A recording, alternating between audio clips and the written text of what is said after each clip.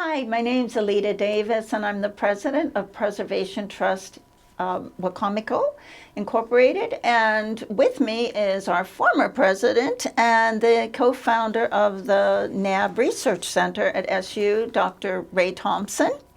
And we'd like to do a little lead-in for a wonderful spot you might have already seen on Hatties Trail.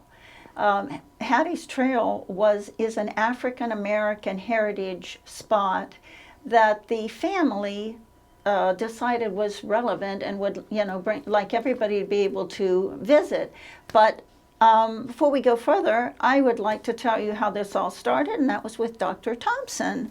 And if you can tell us, Ray, how this came about originally. Sure, Lita. What happened was, I guess by now it's about 2.5 years ago, I had a phone call from a lady whom I did not know at the time, Deborah Scott, and she told me she was a sister of one of my former students, Althea Barkley at the time, Chandler now, and that they'd like to meet with me to talk about something that they were going to be doing that they thought would be very interesting for not only themselves but for the larger community as well. So we met at lunch and we talked about what their plans were, what the family's plans were. I was very excited about what they were doing. Mm-hmm. It seemed to me that this was a great no-loss situation. Everybody would profit from it. So I suggested that they move forward on the project, which was the creation of Hatties Trail, which is planned to be the first part of a much larger project, which has not as yet come to fruition. And where is this located? It's in Allen, outside Allen, and the property is on their grandfather's land. Their ancestor bought pieces of property following the Civil War and accumulated more and more land in the Allen area, and the family would like to in some way commemorate mm-hmm. what he and his wife did during their lifetimes, and to maybe explain in another way also the importance of the Buffalo Soldiers, since their ancestor was a Buffalo soldier. Yes, the grandfather was a Buffalo soldier, and he was in the Indian Wars, I believe Deborah said, right, and correct. Actually did 2 tours of duty, I guess you'd call it, mm-hmm. his term, which was 5 years at mm-hmm. a time back then. Now they're lucky they can get you to serve for 2. Right. But he came out and then he went back and served 5 more years. Correct. And to me, I was so excited about the fact that he was able to accumulate enough money to buy up this property at that time in history. Mm-hmm. When it was, for a black man to be able to do that in our area, mm-hmm. especially, we're not in the north exactly. I was amazed by that. And what were the problems that Deborah faced in trying to get this spot recognized as a heritage spot? Well, she worked together with 3 other members of her family who all owned shares in this property, and they were agreed that they wanted in some way or another to commemorate their Buffalo Soldier ancestor and also to commemorate their grandmother as well. And they decided that the first project that they would do would be one that would be to create a trail, and they would honor the trail with their grandmother's name. Well, now, were they able to, they got a grant through, or they had an opportunity to get a grant through Chesapeake Bay Trust. Yes. Why did they come to us then? Well, they needed to have a nonprofit organization. They were not at that time a nonprofit organization, and since our organization for years has been a nonprofit, it has an intense interest in history of the local area. They came to us because we seemed to be a logical place for them to work with. And I was equally excited when Ray told me about this, because We're a preservation organization for historic sites, cemeteries, and here was a group wanting to have the only Buffalo Soldier site in Maryland. Right. And in this part of the country, I think most of them are on the East Coast. No, we're on the East Coast. Most of them are like Kansas and Texas Yeah, and the West. And I believe they West of the Mississippi. Yes, and so this is something new for Wacomico County and Maryland, right. and I think it's quite an honor for the us to be involved in the first Exactly. site like this. Yeah, it's and not only Wacomico County in Maryland, but the whole region, the whole Chesapeake region. There really isn't anything like it on the East Coast, I think. Right, and I was very excited to think that our group could help by being the fiduciary for the funds from their grants, so that we manage that, and everything's all up and legal and everything. And without a nonprofit, they could not have gotten this grant. So it was really wonderful for me, and I know for you, that we could help with this project. Absolutely. And that's what we do. We're a preservation organization, and this was like a huge chance to really be of help to somebody. I think the spot is supposed to be done the end of this year. And if you wander down through Allen, somebody there can probably tell you where it is exactly. It's a small spot, but there may be room for expansion. And of course, all these projects need tons of money. So if anybody would like to help, you can actually send a donation to Preservation Trust. Put Hatties Trail on the envelope, and on your check put that it is for Hatties Trail, and you can send it to Preservation Trust of Wacomico Incorporated, P.O. Box 4695, Salisbury, Maryland 21803.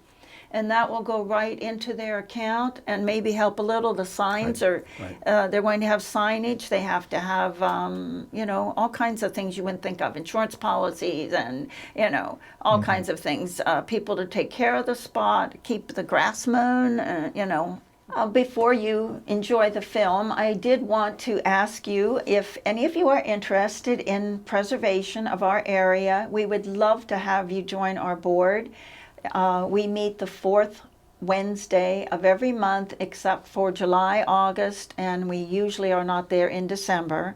So you can just drop in. It's at Community Foundation at 4:30, fourth Wednesday of the month. And if you are interested or have any questions about the board, like what you think you could do and would we like this, just give me an email. You can send it to allmanor, ALLMANOR, @comcast.net, or you can just drop in the meeting. But if you email me in advance, then I can kind of put you in the meeting and let you talk about what you do. Thank you so much. Enjoy the film.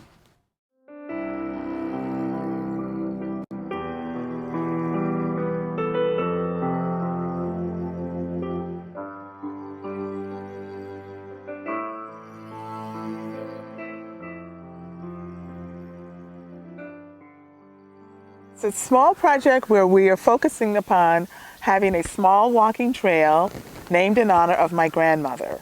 Her name was Harriet, and so we're going to call it Hattie's Trail. She was commonly referred to as Hattie. In 1898, Hattie's husband, who was a Buffalo soldier, my grandfather, my maternal grandfather, started purchasing parcels of land here in Allen after he finished 10 years of military service during the Indian Wars. And so this was all his property. And he died in 1940. Grandmother died in 1948, and the year before she died, she conveyed the property to my mother. And so then my mother conveyed the property to 3 relatives, and I'm one of them. And we just want to honor her. She was not a lady who busied herself with a lot of what was going on in the neighborhood, from what I'm told. I'm also told that she was very much a lady, and we just wanted to honor her with this, and thus Hattie's Trail. And we're going to begin today with the second half of the clearing. And thanks so much to so many collaborators helping us. If I start to name them now, I'm going to forget somebody. We're starting with a small trail. and we hope to expand on it with the success of another grant opportunity. The history of the Buffalo Soldiers is not widely known. In 1866, Congress passed an act that allowed for the establishment of a few, I will just say, a few all-black regiments. Some were cavalry and some were infantry. My grandfather was in the cavalry, 9th and 10th Cavalries. He was in the 9th. And they served in the Indian territories, fighting Native Americans when needed, carrying mail, building forts, hanging telephone lines, telegraph lines, and escorting white settlers who were moving west.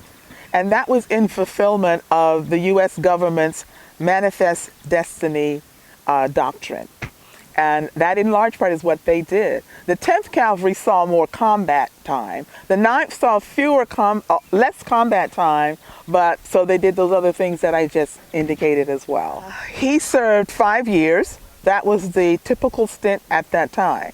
He enlisted in Baltimore in 1882 at the age of 21, served his 5 years, came back to Allen, stayed a few months, decided not much going on here for me, re-enlisted for another 5 years and went back to the Indian Territory for another 5 years.